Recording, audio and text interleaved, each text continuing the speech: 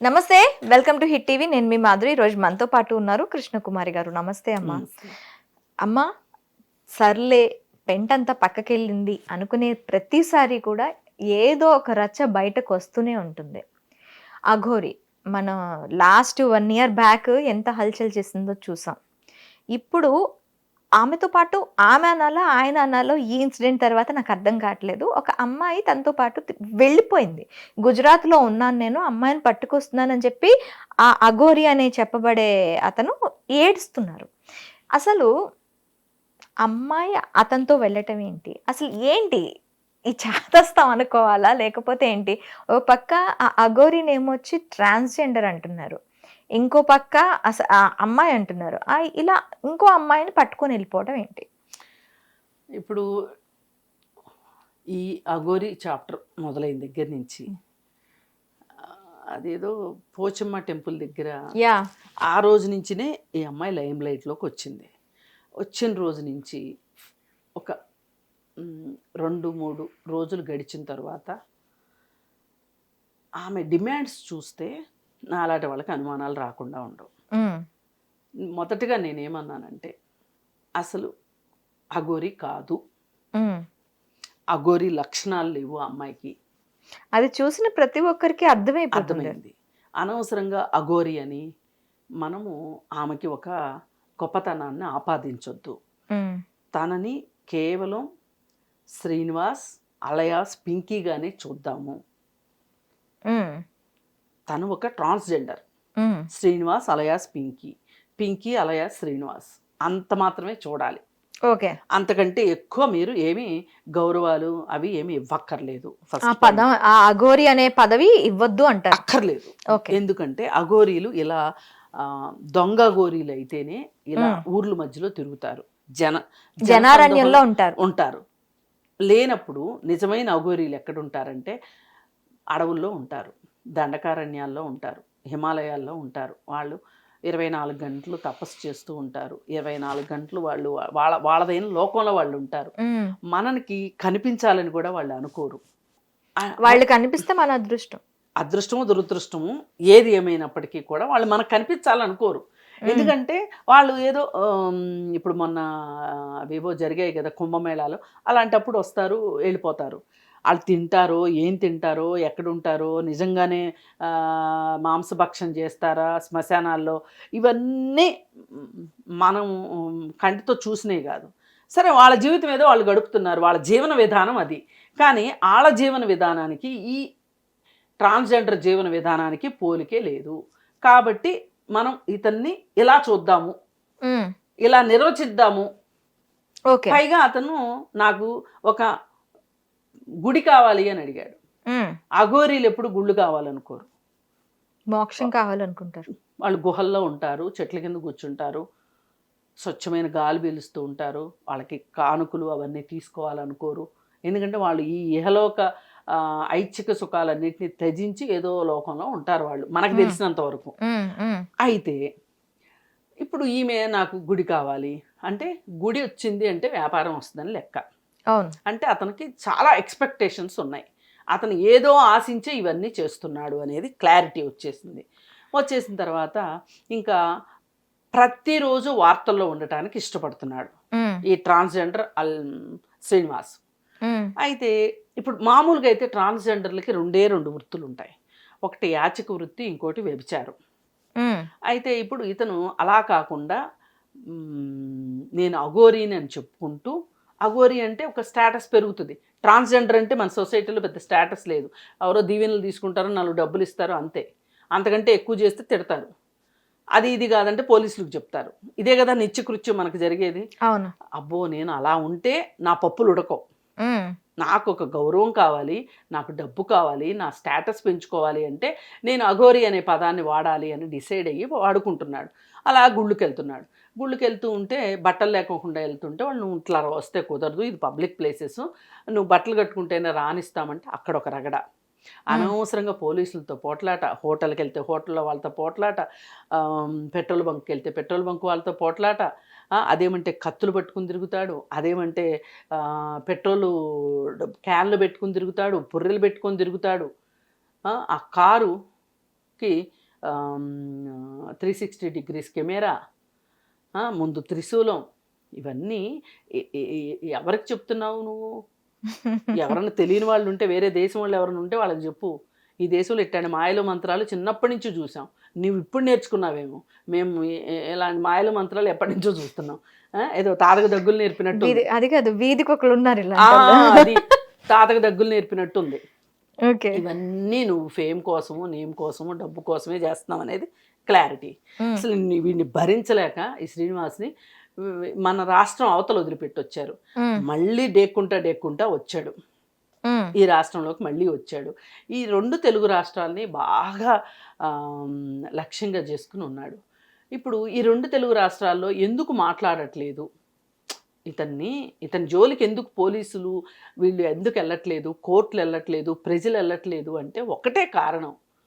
ఏంటి అంటే, ఏమో ఏ క్షణంలో ఏమవుతుందో, ఏ మత విద్వేషాలు వస్తాయో, దీన్ని ఎవరు క్యాష్ చేసుకోవాలని చూస్తారో.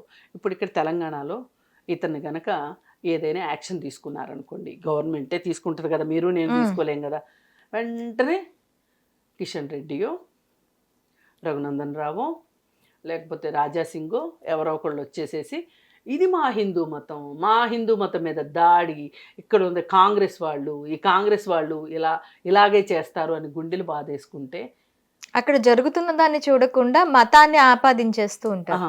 ఇప్పుడు ఇది ఒక రాజకీయ రంగు పులుముకుందనుకోండి, దాని ద్వారా రాజకీయ లబ్ధి పొందాలనుకున్నారనుకోండి. ఇప్పుడు పోయినసారి ముత్యాలమ్మ గుడి దగ్గర ఇదే జరిగింది. అవును, ప్రభుత్వం చాలా సంయమనం పాటించాల్సి వచ్చింది. అయితే ఇలాంటిది ఏదైనా వస్తుందా, దాన్ని ఆసరాగా చేసుకొని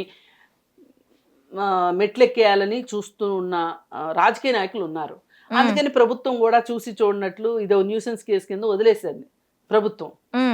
సరే, ఈ డెలికసీని ఆధారం చేసుకొని మన శ్రీనివాస్ ఫుల్గా ఆడేసుకుని అందరికి ఏం చెప్తున్నాడు, నా దగ్గర మహిమలు ఉన్నాయి, నా దగ్గర మాయలు ఉన్నాయి, నేను అది చేస్తా, నేను ఇది చేస్తా, ఈ పూజలు చేస్తా, ఆ పూజలు చేస్తా అని చెప్పి తిరుగుతున్నాడు. ఈ తిరిగే ప్రాసెస్లో మంగళగిరిలో ఒక కుటుంబం ఇతనికి దగ్గరయ్యి ఏం చేశారంటే, వాళ్ళు తీసుకెళ్ళి వాళ్ళొక కక్కుర్తి కింద ఇప్పుడు ఈ వర్షిని పేరెంట్స్ తీసుకుని వెళ్ళి ఇంట్లో పెట్టుకున్నారు. ఫాదర్కి పెద్ద ఐడియా ఉన్నట్లేదు, కాస్త మాయకుల్లా ఉన్నాడు. తల్లి కొడుకు ఇద్దరు కలిసి తీసుకెళ్ళి ఇంట్లో పెట్టుకున్నారు. వాళ్ళు అప్పటికే చాలా ఫైనాన్షియల్గా చాలా ట్రబుల్స్లో ఉన్నారు. ఆ ట్రబుల్స్ నుంచి బయటికి రావటం కోసం వాళ్ళు ఇతని ద్వారా ఏదైనా సాధించవచ్చు అనే ఉద్దేశంతో ఇతను తీసుకెళ్ళి ఇంట్లో పెట్టుకున్నారు. వాళ్ళు ఒకందుకు ఇంట్లో పెట్టుకుంటే వీడు రాజకుమారి మీద వేశాడు, రాకుమారికి లైన్ వేశాడు.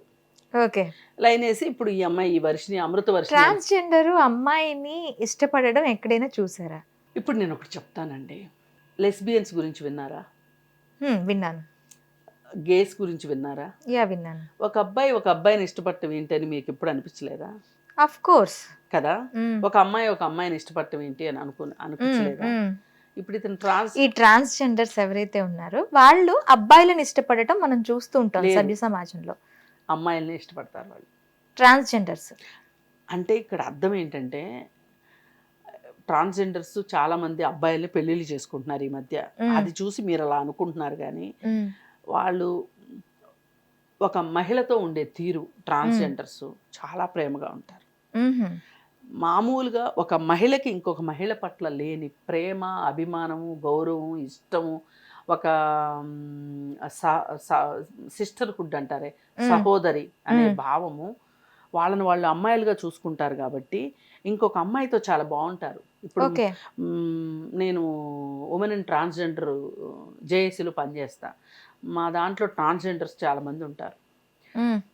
నాకు వాళ్ళతోటి ఎంత కంఫర్ట్ అంటే అంత కంఫర్ట్. అవునా? చాలా మర్యాద ఇస్తారు.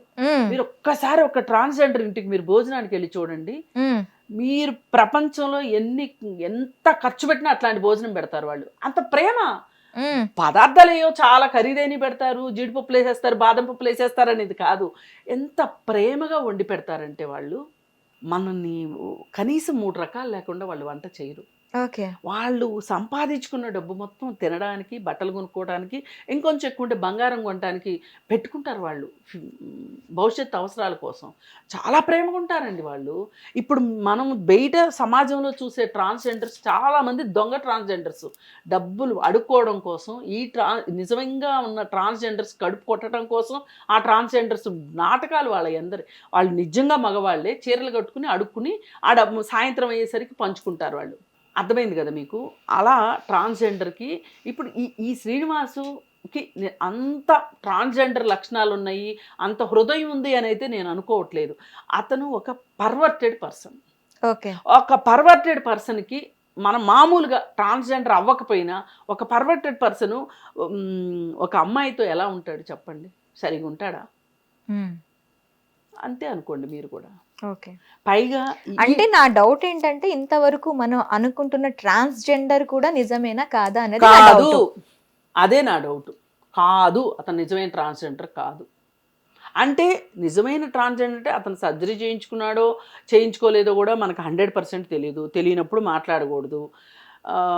కొంతమంది హార్మోన్స్ తీసుకుని ఏవి సర్జరీ చేయించుకోకపోయినా వక్షస్థలం పెంచుకునేందుకు వాళ్ళు ఇవి తీసుకుంటారు, హార్మోన్స్ తీసుకుంటారు. రెగ్యులర్గా హార్మోన్స్ తీసుకోవాల్సిందే. వాళ్ళ జీవితం చాలా భయానకం అండి. లోపలికి వెళ్ళి చూస్తే చాలా బాధాకరంగా అనిపిస్తుంది వాళ్ళ జీవితం. చిన్నప్పుడు ఇంట్లో వాళ్ళతో తన్నులు తిని, స్కూల్లో మాస్టర్తో తన్నులు తిని, ఇంట్లోంచి గెంటి వేయబడి, బయటకు వచ్చి రోడ్డు మీద ఎండకి ఎండ, వానకు వాన తడిసి, తిండి లేక అడుక్కుని, ఎవరో ఒకళ్ళు ఒక మంచి ట్రాన్స్‌జెండర్ వాళ్ళని దగ్గరికి తీసి వాళ్ళకి కాస్త తిండి పెట్టి, అలా వాళ్ళ జీవితంలో చాలా దశలు ఉంటాయి. అలాంటివి ఈ ఈ శ్రీనివాసు అనుభవించాడని నేను అనుకోవట్లేదు. అనుకుంటే అతని తీరు వేరు ఉంటుంది. ఇతను ఏదో భక్తి ముసుగులో, ట్రాన్స్‌జెండర్ ముసుగులో, భక్తి ముసుగులో డబ్బు సంపాదించుకోవడానికే ఉన్నాడు ఇతను. అందుకే ఆ ఇంట్లో వాళ్ళకి కూడా అలాంటి ప్రేరేపణ పెట్టాడు. నా వల్ల మీకు డబ్బులు వస్తాయి అని చెప్పి ఆ ఇంట్లో వాళ్ళని ఇది చేశాడు, మభ్యపెట్టాడు. మభ్యపెడితే మరి ఒక ఫైన్ మార్నింగు ఇప్పుడు ఈ అమ్మాయికి ఏం ఆశ చూపించాడు, వాళ్ళ అమ్మ ఇప్పుడు చెప్తుంది. బంగారం చేయిస్తానన్నాడు, నిన్ను ఒక మహారాణిని చేస్తానన్నాడు, నేను ఒక పీఠాన్ని పెడతాను, ఆ పీఠానికి నేను మహారాణిని చేస్తానన్నాను. అసలే ఇప్పుడు ఈ పిల్ల పేదరికంలో ఉంది. కాలేజీ ఫీజు కట్టలేక 4వ సంవత్సరం బీటెక్ కూడా డిస్కంటిన్యూ చేసి ఉంది. ఈ పరిస్థితుల్లో అంతకుముందు ఈ అమ్మాయి రీల్స్ అవి ఇవి చేసి ఉండేది, చేసేది ఆ అమ్మాయి. మరి పేదరికంలో ఉంది. ఒకసారి ఒక ఎక్స్పోజర్ దొరికింది ఆల్రెడీ ఆ అమ్మాయికి. ఏది ఈ రీల్స్, ఇన్స్టాస్, వీటన్నిటిలో, షార్ట్స్ వీటన్నిటిలో. ఇంకా అమ్మాయి అలా మామూలుగా ఎందుకు ఉంటుంది చెప్పండి? అవును. ఆ అమ్మాయికి కూడా ఒక ప్రపంచం కావాలనిపించింది, ఒక ఎక్స్పోజర్ కావాలనిపించింది. అందుకని ఇతను చెప్పిన మాటలు ఈజీగా నమ్మేసింది. ఈ అమ్మాయిని ఆ లెవెల్కి తీసుకెళ్ళిపోయాడు అతను, బ్రెయిన్ వాష్. అలా అలా వీళ్ళు ఏంటంటే తెలిసి తెలియక పల్లెటూరు మాట వశీకరణం అంటున్నారు కానీ అతను పూర్తిగా అమ్మాయికి ఆ రకమైన ఆశలు కల్పించాడు, మౌల్డ్ చేసేసాడు. ఇప్పుడు ఒక అబ్బాయి ఒక అమ్మాయిని ఎంతవరకు తీసుకెళ్తాడు చూడండి. నువ్వు లేకపోతే నేను చచ్చిపోతాను అనేంత దాకా తీసుకొస్తాడు. ఆ ఒక్కటే కాదు, తల్లిదండ్రులను వదులుకునేట్టు చేస్తాడు, ఇంట్లోంచి డబ్బులు నగలు తీసుకొచ్చి వాడి చేతిలో పెట్టి వేరే ఊరు పారిపోయేదాకా చేస్తాడు. వాడు ఎప్పుడైతే ఆ డబ్బులన్నీ తీసుకొని ఈ అమ్మాయిని పెళ్లి చేసుకోకుండానే కాపురం చేసేసి వాడు హఠాత్తుగా అంతర్ధానం అవుతాడు చూడండి, అప్పుడు అమ్మాయికి కళ్ళు తెరిపిళ్ళు పడతాయి, జ్ఞానోదయం అవుతుంది. ఒక మామూలు అమ్మాయి, ఈ మాత్రం కాస్త డబ్బు ఇవి అన్నీ ఉన్న అమ్మాయే ఈ విధంగా ఒక మాయలో పడిపోయినప్పుడు ఈ అమ్మాయి ఇంట్లో ఉన్న పరిస్థితికి ఖచ్చితంగా అతని అధీనంలోకి వెళ్ళిపోయింది అమ్మాయి. ఆ ట్రాన్స్లోనే ఉంది ఇంకా ఇప్పటికీ. ఒక బలహీనమైన మనస్సుతో ఉన్నప్పుడు, చుట్టూ వాతావరణం పేదరికంలో ఉన్నప్పుడు, ఆ అమ్మాయికి ఇంకెక్కడ ఆశ కనిపించినప్పుడు అతనే ఒక పెద్ద ఆశగా కనిపించాడు. కనిపించేసరికి అతను వెనకమాల వెళ్ళిపోయింది. అతను చెప్తున్నాడుగా నీకు అది చేస్తా ఇది చేస్తా అన్నాడని. ఓకే. అందుకని వెళ్ళింది అతనితో పాటు. ఇప్పుడు ఇట్లాంటి వాళ్ళకి ఎగ్జాంపుల్ ఏంటంటే నిత్యానంద అనేవాడు ఉన్నాడు కదా. అవును. నిత్యానంద, రంజిత ఉన్నారు. అవును. ఇప్పుడు రంజితను మహారాణిని చేశాడా లేదా? చేశాడు. నిత్యానంద. ఈమె కూడా అలాగే అనుకుంటుంది. వాడు నిత్యానందనా అయ్యేది, నేను అవ్వలేనా, నా స్థాయికి నేను అవుతాను. ఇప్పుడు ప్రజల మూర్ఖత్వమే వాళ్ళకి పెట్టుబడి అయినప్పుడు వాళ్ళు ఏమైనా సాధించగలం అనుకుంటారు. వాళ్ళ మీద వాళ్ళకి అపరిమితమైన నమ్మకం ఉంటుంది. అసలు వాడికి ఎంత ధైర్యం లేకపోతే కత్తి పుచ్చుకుని తిరుగుతాడు. ఒక మామూలు మనిషి ఈయన దగ్గర కత్తి ఉందనుకోండి, పోలీసులు తీసుకెళ్ళి లోపలేసి కేసు పెట్టేస్తారు ఇమ్మీడియట్గా. అఘోరి అనే ఒక ఇది తగిలించుకొని, తోక తగిలించుకొని తిరుగుతున్నాడు. అందుకని ఏంటంటే ఇప్పుడు ఇలాంటి వాళ్ళ మీద చర్యలు ఎలా తీసుకుంటే బాగుంటుందమ్మా? ఇప్పుడు మనకి బ్లాక్ మ్యాజిక్ కి సంబంధించి మనకి ఒక చట్టం ఉంది. ఆ చట్టం ప్రకారం ఎవరైనా ఇట్లా మాయలు మంత్రాలు చేస్తానని, లేకపోతే వశీకరణం చేస్తానని, లేకపోతే ఈ రైస్ పుల్లింగ్ బిజినెస్లని, అదని ఇదని ఇట్లాంటివి, ఇప్పుడు మీరు కోరుకుంటే ఇది వచ్చేస్తుంది, అది వచ్చేస్తుంది, మీ ఇంట్లో ఈ పూజలు చేయండి మీకు అది అవుతుంది, ఎన్నిటికీ సంబంధించి శిక్షించడానికి ఒక చట్టం ఉంది మనకి. కానీ మోసపోయిన వాడు ఎవడో చట్టం తలుపు తట్టడానికి ఇష్టపడ్డు. ఎందుకంటే వెళ్ళగానే ఫస్ట్ పోలీసులు అడిగేది ఏంటంటే, నీకు ఇంత ఆశ ఏంటి అని అడుగుతారు. ఇప్పుడు మన అత్యాశ, మన భయమే వాళ్ళ పెట్టుబడి. అవును. దాని మీద వాళ్ళు ఆడుతూ ఉంటారు, డబ్బులు సంపాదిస్తూ ఉంటారు. ఇప్పుడు ఒక చిన్న వ్యాపారం చేయాలనుకునే వాడికి ప్రతిరోజు రాత్రిపూట ముఖేష్ అంబానీ కల్లోకి వస్తే తప్పే లేదు. మరి ఇలాంటి ఇలా డబ్బులు సంపాదించాలనుకునే వాడికి నిత్యానందో, ఇంకో దొంగ సాధువు, లేకపోతే మహిమలు ఉన్నాయని చెప్పుకొని తిరిగే వాళ్ళు కల్లోకి రావడం ఏం వింత? వస్తారు వచ్చి వాళ్ళే వీళ్ళ గాడ్ ఫాదర్లు. గంటకు తగ్గ బొంతలు ఉంటాయి కదా. అవును. అలా అనమాట. అందుకని మనము ఈ శ్రీనివాస్ని ఎట్లా శిక్షించాలి అంటే, ఇప్పుడు మన తెలుగు రాష్ట్రాల్లో ఉన్న పరిస్థితి ఏంటి అంటే, ఇప్పుడు ఈ అమ్మాయిని తీసుకుని వెళ్ళాడు కదా, ఈ అమ్మాయి పోలీస్ స్టేషన్లో వెళ్ళి ఒక లెటర్ రాసి ఇచ్చింది. ఏమని? నేను మేజర్ని, నా ఇష్ట ప్రకారం నేను వెళ్ళిపోతాను, నాకు రక్షణ కావాలి, నా తల్లిదండ్రుల దగ్గర నుంచి నాకు రక్షణ కావాలి అంటే ఆ పోలీసులు వీళ్ళని పిలిచి వాళ్ళని ఏమనకండి, వాళ్ళు మేజర్సు అని చెప్పి పంపించారు. ఇది ఆ పోలీస్ స్టేషన్లో చేసిన అతిపెద్ద తప్పు. ఇప్పుడు ఓకే, మేజరు ఇష్టపడి వెళ్ళింది, రేపు పొద్దున్న ఆమె జీవితం నాశనం అయితే ఈ పోలీసులు వెళ్ళి వెనకాతలు నిలబడతారా? అదే ఒక అమ్మాయి అబ్బాయి పెళ్లి చేసుకుంటున్నారు అంటే, మీరు మేము మేజర్స్మి అని అంటే దానికి ఒక లెక్క ఉంది. కానీ ఒక తలాతోక లేనివాడికి, ఇలా ప్రమాదకరమైన పనులు చేసేవాడికి, కత్తులు పెట్టుకుని తిరిగేవాడికి, పెట్రోల్ పట్టుకుని తిరిగేవాడి పక్కన ఒక అమ్మాయిని పంపిస్తున్నారు పోలీసులు అంటే వీళ్ళది ఎంత బాధ్యతారాహిత్యం అనుకోవాలి. పంపము. అసలు ఇప్పుడు ఇక్కడ ఆలోచించాల్సింది ఏంటంటే, ఆ అమ్మాయి మానసిక స్థితి ఏంటి అనేది ఎవాల్యుయేషన్ చేయాల్సిన అవసరం ఉంది. ఇప్పుడు అర్జెంటుగా ఆ అమ్మాయిని సైకాట్రిస్ట్కి చూపించాల్సిన అవసరం ఉంది. ఆ అమ్మాయి ఎప్పటికీ నేను రాను అని గింజుకుంటుంది. నేను మేజర్ని అంటుంది. మేజర్ అయ్యి ఏమేం ఓడబడిచిందో ఎవరికి అర్థం కావట్లేదు. ఏం సాధించావమ్మా నువ్వు మేజర్ అయ్యి అంటే, ఇలా ట్రాన్స్జెండర్ అన్నమాట వెళ్ళిపోయాను అన్నది సాధించావు తప్పితే ఇంతవరకు నువ్వు బీటెక్ కంప్లీట్ చేయలేదు. 4 రకాల బట్టలు వేసేసుకుని ఇవాళ సోషల్ మీడియా ఉంది కదా అని చెప్పి 4 గంతులు వేసేసినంత మాత్రాన నువ్వు పెద్ద హీరోయిన్ అనుకుంటానికి లేదు, నువ్వేదో పెద్ద సాధించేశాను అనుకుంటానికి లేదు. ఇప్పుడు జగ్గి వాసుదేవ్ మీద ఒక కేసు వేశారు. మా పిల్లల్ని అతని ఆశ్రమంలో అక్రమంగా బంధించాడు, సన్యాసుల్ని చేసేశాడు. ఇప్పుడు మా పిల్లల్ని మేము చాలా చదివించాము, మా పిల్లలే మాకు ఆధారం, మా ముసలి వయసులో మా పిల్లలు మమ్మల్ని చూసుకోవాలి అని మేము వాళ్ళ బాధ్యత ప్రకారం చూసుకోవాలనుకుంటున్నాము. కానీ మా పిల్లల్ని అతను బందీగా ఉంచుకున్నాడు, అతని కూతురికేమో పెళ్లి చేసుకున్నాడు అని చెప్పి ఒకళ్ళు కేసు వేశారు. నిత్యానంద మీద కూడా కేసులు వేశారు. ఆ 2 కేసుల్ని ఉదాహరణగా చూపించి, అసలు ఈ అమ్మాయిని ఇతను వెంట పంపటానికి వీల్లేదు, నువ్వు అతను వెంట వెళ్ళడానికి వీల్లేదు, చట్టం ఒప్పుకోదు అని ఎందుకు చెప్పలేకపోయారు పోలీసులు?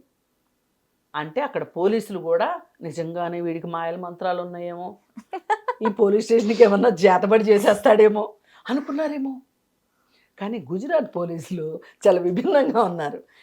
అక్కడ ఉన్నారు అని చెప్పి తెలుసుకొని అక్కడికి వెళ్ళి ఆ కారులో ఉన్న అమ్మాయిని తీసుకొని వచ్చి ఆ తల్లిదండ్రులకు అప్పగిచ్చి ట్రైన్ ఎక్కిచ్చిన దాకా ఉండి ట్రైన్ ఎక్కిచ్చారు. రాత్రి వేరే టీవీలో లైవ్లో వచ్చి అమ్మాయి అదే మాట్లాడుతుంది, 2 ముక్కలు, పెద్దగా మాట్లాడడం కూడా వచ్చినట్టు అమ్మాయిలాగా లేదు అసలు. ఒక ట్రాన్స్లో ఉండిపోయింది అమ్మాయి. ఆ అమ్మాయి ఏమనుకుంటుందంటే వీడు నిజంగానే ఒక ప్రపంచాన్ని సృష్టిస్తాడు, ఒక పీఠాన్ని సాధిస్తాడు, ఓకే, దానిలో నన్ను మహారాణిని చేసేస్తాడు. అది కాదు, వచ్చి ఆ మహారాణి పీఠాన్ని అధిష్ఠించేంత వరకు పేరెంట్స్ తో ఉండు, ఆ మహారాణి పీఠం అధిష్ఠించిన తర్వాత పోనీ అక్కడికి పోదు గాని. ఇప్పుడు అసలు నీకు ఏం నేర్పించాడు, నాకు మంత్రం నేర్పిస్తానంటున్నాడు, నాకు సాధన చేయిస్తాను, ఈ మాట ఒకటి నేర్చుకుంది, సాధన సాధన సాధన. అసలు వాడికి వస్తే కదా ఈమెకు నేర్పించడానికి. వాడు సాధన అసలు వాడి బూతులు విన్నాం కదా, ఇంతకుముందు ఒక కాల్ లీక్ అయింది.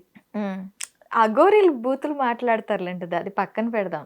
వాళ్ళ లాంగ్వేజ్ అది కొంచెం కర్కోటకంగానే ఉంటుంది, వినటానికి అసలు వీడు అఘోరి కాదంటుంటే అసలు ఛానల్స్ వాళ్ళు కూడా, సోషల్ మీడియా వాళ్ళు కూడా వీడిని అఘోరి అనడము, నాగసాధు అనడము. అసలు నిజంగా అఘోరీలకి నాగసాధువులకి వీళ్ళు తీరని అన్యాయం చేస్తున్నారు. ఓకే, వాళ్ళ పరువుని వాళ్ళ మంట కలుపుతున్నారు వీళ్ళు. వాళ్ళు వచ్చి ఒక చెయ్యాల్సిన ఒక కార్యం, స్వామి కార్యం స్వకార్యం రెండు చేసుకెళ్ళిపోయేంత వరకు వీళ్ళు ఇలాగే చేసేటట్లున్నారు. అందుకని దయచేసి శ్రీనివాస్ అలయాస్ పింకీ అని సంబోధించండి, అఘోరి అనొద్దు. అనవసరమైన అతనికి మహిమల్ని కట్టబెట్టొద్దు. అతను చాలా మామూలు మనిషి, కాకపోతే కష్టపడటం ఇష్టం లేక మాయల మరాఠీలాగా టక్కులు టమారిలాగా తయారయ్యాడు, అంతకంటే ఏమీ లేదు.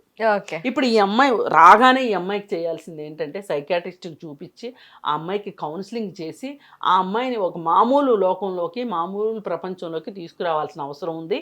పైగా వాళ్ళ తల్లిదండ్రులకు కూడా కౌన్సిలింగ్ కావాలి, అవసరమైతే వాళ్ళని దండించాల్సిన అవసరం కూడా ఉంది చట్ట ప్రకారం.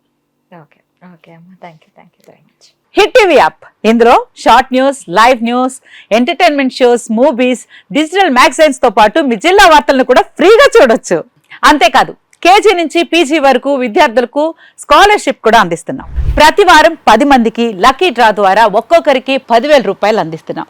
ఇంకెందుకు ఆలస్యం, వెంటనే హిట్ టీవీ యాప్ ని డౌన్లోడ్ చేసుకుని ఫ్రీగా ఎంటర్టైన్మెంట్ పొందండి. Hit TV app. Hit TV app. Please download hit TV app. Hit TV app ని ఫ్రీగా డౌన్లోడ్ చేసుకొని ఎంజాయ్ చేయండి. మీకు నచ్చిన ఎంటర్టైన్మెంట్ కోసం హిట్ టీవీ యాప్ ని ఫ్రీగా డౌన్లోడ్ చేసుకొని ఎంజాయ్ చేయండి. హిట్ టీవీ యాప్ ని డౌన్లోడ్ చేసుకుని ఆస్వాదించండి, ఆశీర్వదించండి. ఇంతమంది సెలబ్రిటీలు హిట్ టీవీ యాప్ ని డౌన్లోడ్ చేసుకోండి అని చెప్తున్నారంటే ఎంత మంచి యాప్ ఆలోచించండి. అమెరికా అమెరికా అమెరికా అమెరికాలో చదవాలనుకునే వాళ్ళకి విశ్వసనీయమైన పేరు మన శౌర్య కన్సల్టెన్సీ.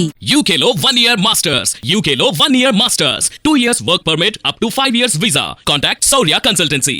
Contact 89851 89851.